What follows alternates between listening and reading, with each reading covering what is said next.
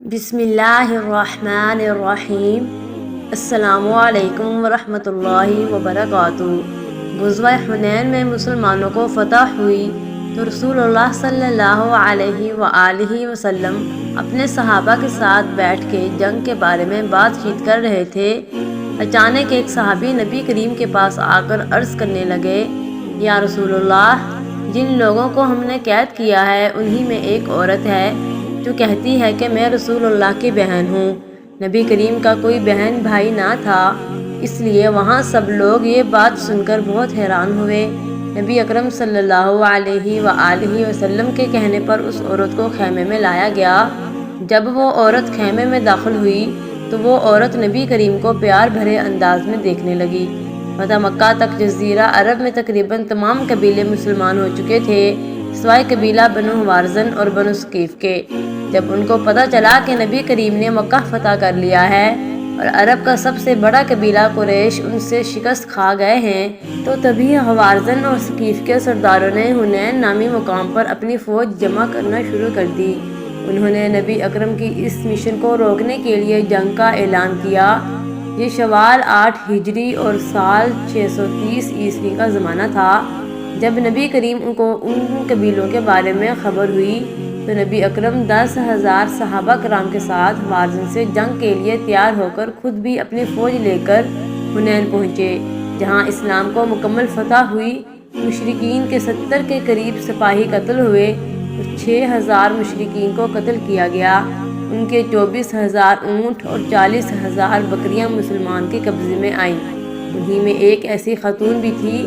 روایات کے مطابق صحابہ کا ایک دستہ کو گرفتار کر کے پہنچا تو انہوں نے کہا، کیا تم مجھے قیدی بناؤ گے؟ میں تمہارے سپہ سالار اور اللہ کے نبی کی بہن ہوں۔ اس کی بات سن کر صحابہ کرام حیران ہوئے۔ انہوں نے اس عورت کو نبی کریم کی خدمت میں پیش کیا۔ جب یہ خاتون حضور اکرم کے پاس آئیں تو وہ بڑے پیار سے نبی کریم کی طرف دیکھنے لگی۔ انہوں نے کہا، میں تمہاری بہن شیمہ بنت حاسہ ہوں۔ نبی کریم نے ماضی کی یادوں کو تازہ کرتے ہوئے فرمایا، میری بہن کے نام شیمہ تھا۔ اس پر وہ بولی، جی ہاں اے اللہ کے رسول، ایک بار جب حضرت حلیمہ سعدیہ کے گھر میں آپ کھیل رہے تھے تو آپ نے میری پیٹھ پر کاٹا تھا، جس کا نشان آج بھی موجود ہے۔ یہ بات سن کر حضور اکرم کو اماں حلیمہ کے گھر میں گزرا ہوا زمانہ یاد آ گیا۔ یہ وہی شیمہ تھی جو نبی کریم کو ہر وقت گود میں لے کر پھرا کرتی تھی۔ آپ اپنی بہن کی سنائی ہوئی لوریاں اور سب پیار بھری باتوں کو یاد کرنے لگے۔ دراصل مکہ کے کالے پہاڑوں کے عقب میں مشرق کی جانب سے سرسبز و شاداب پہاڑوں کے درمیان بہتے چشمے، لہراتی فصلیں اور حسین وادی تھی، جس کو تاریخ کہتے تھے۔ یہاں قبیلہ بنو ثقیف بنی حوازن آباد تھے۔ یہ لوگ خالص عربی بولتے تھے، چنانچہ دوسرے قبیلوں کے لوگ اپنے بچوں کو اس قبیلوں کی عورتوں کے حوالے کر دیا کرتے تھے تاکہ بچے کھلی آب و ہوا اور خالص ماحول میں پرورش پا سکیں اور خالص عربی زبان بول سکیں۔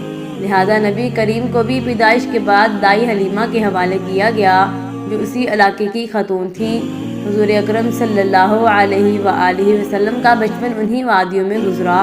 نبی کریم نے اپنے بچپن کے 5 سال حضرت اماں حلیمہ کے پاس گزارے، جہاں نبی کریم کی 4 بہن بھائی بھی موجود تھے۔ یہ بچے اماں حلیمہ کے اپنے بچے تھے۔ ان کے نام عبداللہ، آنیہ، حذیقہ اور حذیفہ تھے۔ سیرت ابن ہشام میں لکھا ہے کہ شیمہ بچپن میں ہر وقت نبی کریم کو گود میں اٹھا کر جھومتی پھرتی اور لوریاں دے کر سنایا کرتی۔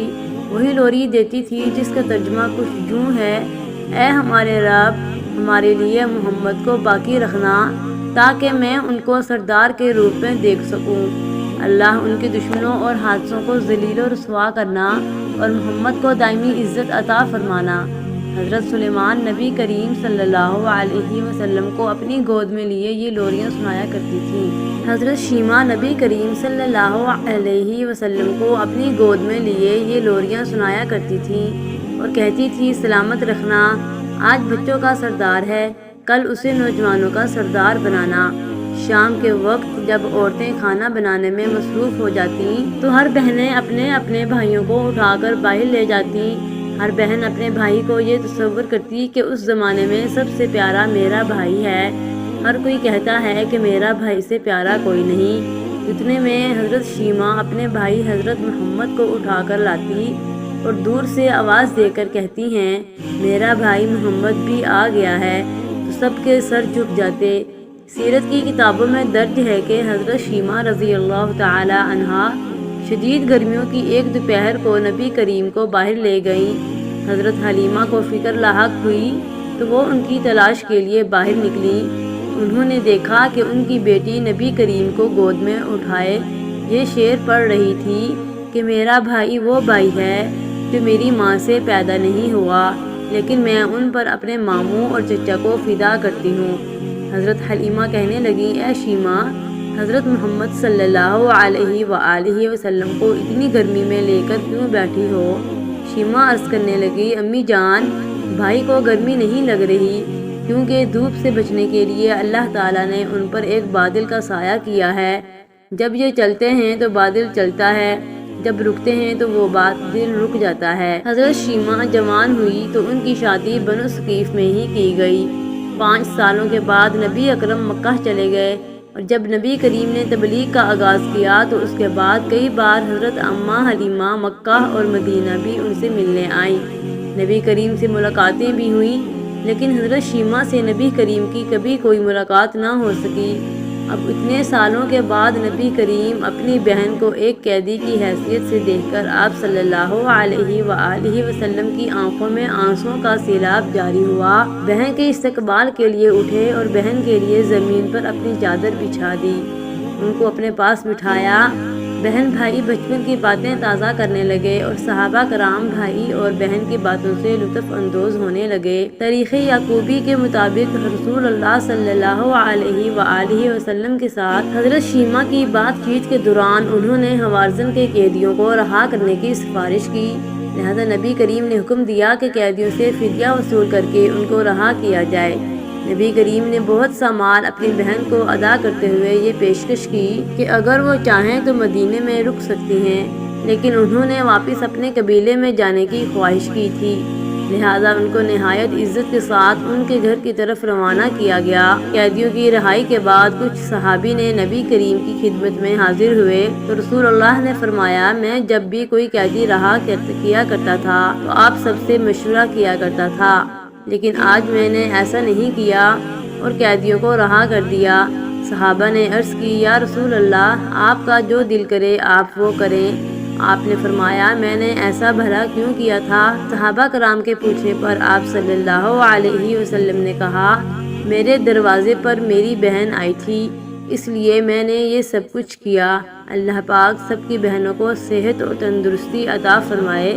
اللہ نگہبان۔ خدا حافظ۔